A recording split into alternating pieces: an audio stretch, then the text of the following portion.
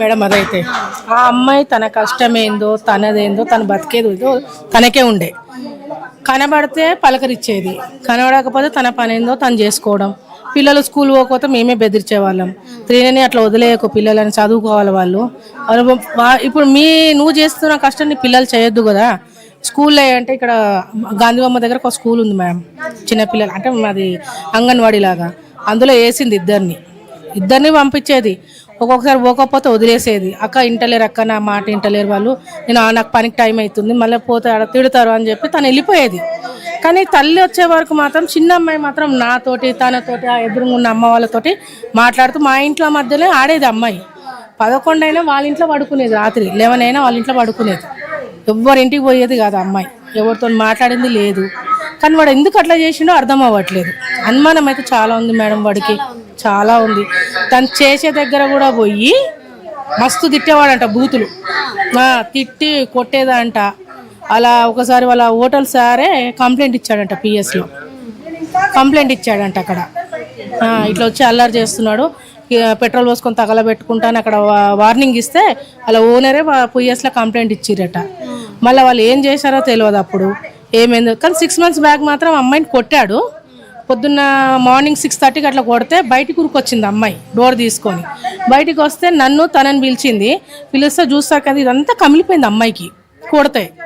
తను బాగా సీరియస్ అయింది, ఎందుకంటే తన భరోసా మీద ఇల్లు ఇప్పించింది పాపం. తను ఏమనైతే తనకు ప్రాబ్లం కదా అని చెప్పి తను బాగా బెదిరించింది, చాలా బెదిరించింది. అంటే అలా అడుగుతున్నప్పుడు ఏమన్నా అనేవాడా మిమ్మల్ని, ఎందుకు ఇలా కొట్టావు చేసావని అడుగుతున్నప్పుడు ఏమన్నా అనేవాడా? వితండవాదం మొత్తం, రివర్స్ మాట్లాడడం. ఆ మనిషి ప్రవర్తన అనేది మంచిగా లేదు మేడం. ఇప్పుడు లేడీస్తో మాట్లాడినా వాడికి కోపమే, ఎందుకు మాట్లాడుతున్నావు, ఆడవాళ్ళు ఎట్లా మాట్లాడతారో ఆడవాళ్ళ మధ్యలోకి వచ్చి మాట్లాడిస్తాడు. నేనన్నా వద్దు వెంకటేష్ నువ్వు అట్లా మాట్లాడకు, ఆడవాళ్ళు మేము అనేసినాము వదిలేసింది కదా, నీ పిల్లం అన్నది వదిలేసింది కదా, నువ్వు దాన్ని ఎందుకు ఇంకా పొడిగించుకుంటూ మాట్లాడతావు, ఎందుకు అట్లా మాట్లాడతావు, అట్లా మాట్లాడకని అంటే కూడా వినేకవాడు. మొండిగా మాట్లాడితే మేమే సైలెంట్ అయిపోయేవాళ్ళం. సరిగా వాళ్ళ మొగుడు పిల్లల మధ్యలో ఏముందో అనుకున్నాం. తను కంప్లైంట్ పెట్టింది 6 months బ్యాక్ కూడా పెడితే నల్లకుంట పిఎస్లో పెట్టారు, ఇక్కడ ఉమెన్ ప్రొటెక్షన్లో పెట్టింది అంబర్పేటలో. వాళ్ళు పోతే వాళ్ళు ఏం యాక్షన్ తీసుకోలేదంటే ఇక మేము మొగుడు పిల్లల మధ్యలో మేము ఏం చేస్తామమ్మా అని అన్నారు అని తనే చెప్పింది మాకు. ఇక తినన్నా సర్లే 3 చూద్దాంలే అని అనుకుని. ఘటనను దృష్టిలో పెట్టుకుంటే ఎలాంటి న్యాయం జరిగితే బాగుంటుంది అనుకుంటున్నారు? ఎందుకంటే పిల్లోడిని కూడా వాళ్ళ తండ్రి శిక్షణలో పెరిగాడు, అలాగే తయారవుతున్నాడు అన్నారు కదా, ఎలాంటి వాళ్ళ అమ్మని 6 months బ్యాక్ కొట్టినప్పుడు ఈ అమ్మాయి కంప్లైంట్ ఇచ్చిందని తెలియగానే వాళ్ళ నాన్నకు ముందే ఇంటిమేషన్ ఇచ్చేసిండు, పోలీసు వాళ్ళు వస్తున్నారని చెప్పేసి. వాడు పారిపోయాడు తండ్రి. ఎట్లా తిప్పి పోలీసులు షాక్ అయ్యారు తెలుసా, దొరకకుండా తప్పించుకున్నాడు వాడు. ఎక్కడి నుంచి ఉరికితే అక్కడి నుంచి ఉరికి వాళ్ళ ఫాదర్కి ఇన్ఫర్మేషన్ ఇచ్చేవాడు వాడు. మేము అమ్మాయికి మంగళవారం అయితే మార్నింగ్ అడిగినాం, అరే ఏందిరా కనీసం అమ్మకి ఇట్లా అయ్యింది అని ఒక మాట చెప్పలేదు అంటే మా డాడీ కొడుతున్నాడు. నేను అందుకే చెప్పలే, అంటే కళ్ళతో చూస్తున్నాను వాడు మీ అమ్మకి ఏం చేస్తారు అనే సంగతి. ఇంట్లో ఉన్నావు నువ్వు ఒక మాట. ఇప్పుడు పిల్లలు అంటే అంత నాలెడ్జ్ ఉండదు మేడం. 8 years బాబుకి నాలెడ్జ్ ఏమైనా ఉంటుందా? వాడికి డబల్ ఉంది నాలెడ్జ్.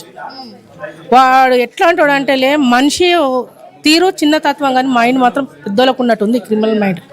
వాడు మేము షాక్ అయినాం తెలుసా. ఎక్కడున్నారు పిల్లలు కూడా ఇద్దరు? ఇప్పుడు పిల్లలు ఇద్దరు ఊర్లో ఉన్నారు, వాళ్ళ ఊర్లో ఉన్నారు. వాళ్ళ నాన్నమ్మ దగ్గర ఉన్నారో మరి అమ్మమ్మ దగ్గర ఉన్నారో తెలియదు. వాళ్ళకు చేసుకుంటే కడుపు తిప్పాయిలకు చేసుకుంటే పైసలు వచ్చేది. వాళ్ళు రీసెంట్గా ఇక్కడ రావడానికి కూడా డబ్బులు లేవంటే తినే ఇట్లా అరేంజ్ చేసి పంపించింది, డబ్బులు లేకపోతే. అంబులెన్స్కి మాట్లాడింది, అంబులెన్స్కి డబ్బులు ఇచ్చింది, అక్కడ జరిగే కార్యక్రమాలకు అన్నిటికీ తను హెల్ప్ చేసింది మొత్తం. నిన్న అయినాయంట మేడం అంత్యక్రియలు అమ్మాయివి. మొన్న మంగళవారం చనిపోతే నిన్న అయినాయంట. అంటే వాళ్ళు ఎంత దీనస్థితిలో ఉన్నారో చూడండి. ఇక మీరు అది చేసుకుంటే కష్టం, చేసుకోకపోతే కష్టం లేదు కదా మేడం వాళ్ళకి.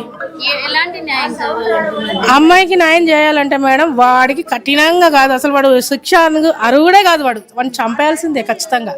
వాడిని చూస్తే ఇంకో 4 ఇండ్లు నేర్చుకుంటే మేడం ఇక్కడ అంతా ఫ్యామిలీసే, అంతా తాగుపోతలే ఉంటారు. ఎవడు మంచోడు ఉండడు ఇక్కడ మనకి. మొగుడు అనేటోడు అనుమానం ఉండేటోడికి అరే వీడు ఇట్లా చేసిండు కదా మనం చేస్తే ఏమైద్ది అనేది తప్ప ఏం ఉండదు ఆడవాడికి.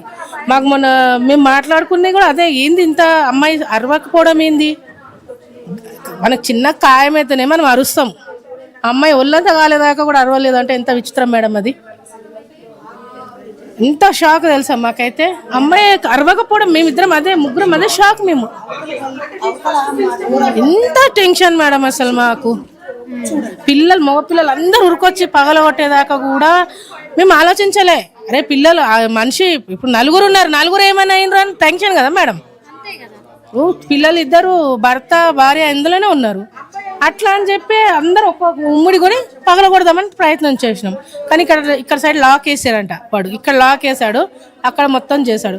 ఇక్కడ తినొక్కటి చూసింది కాబట్టి ఇక్కడనే ఉన్నారు అందరు, అక్కడ చూడలేదు. అక్కడ చూసింటే దొరికింటే అందరూ ఏం చేసేదో అవన్నీ. అయితే పోలీస్ స్టేషన్ దాకా కూడా ఓనిత్తురో లేదు. ఇక్కడైతే మొత్తం తప్పు వెంకటేష్దే ఉంది మేడం. ఆ అమ్మాయిది ఏమీ లేదు. మాకు తెలిసినంత మట్టుకు అమ్మాయి పొద్దున పోయిందా, సాయంత్రం ఇంటికి వచ్చిందా. ఇక బయట ఏం జరుగుతుందో మేము చూడలేము. ఆమె పర్సనల్గా ఏముందో మాకు తెలియదు. వీడు 24 గంటలు అమ్మాయి వెనకనే తిరిగేది. పని పాట లేదు, ఏమీ లేదు. తను ఏడ జాబ్ చేస్తాడో పోయి తను ఇజ్జత్ తీయడము, పంచాయతీ పెట్టుకోవడము, కొట్టడము. స్విగ్గీ బాయ్ ఆర్డర్స్ తీసుకునే వాళ్ళు వచ్చి వాళ్ళకి ఇస్తే కూడా వాళ్ళ మీద అనుమానం పెడతారంటే ఇక మీరు ఆలోచించండి మేడం. మీరు ఇప్పుడు ఆర్డర్స్ పెట్టుకుంటారు, మీరు ఇప్పుడు మీరే పెట్టుకుంటారు, వాడు పోయి తీసుకోవాలి. ఇప్పుడు నువ్వు